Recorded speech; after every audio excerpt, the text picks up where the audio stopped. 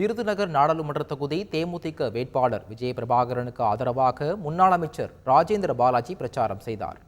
சாத்தூர் அருகே விஜய கரிசல் குளத்தில் ராஜேந்திர பாலாஜி தீவிர வாக்கு சேகரிப்பில் ஈடுபட்டார். முன்னதாக முத்துராமலிங்க தேவர் சிலைக்கு மாலை அணிவித்து மரியாதை செலுத்திய ராஜேந்திர பாலாஜி அதிமுக நிர்வாகி இல்ல நிகழ்ச்சியில் கலந்து கொண்டார்.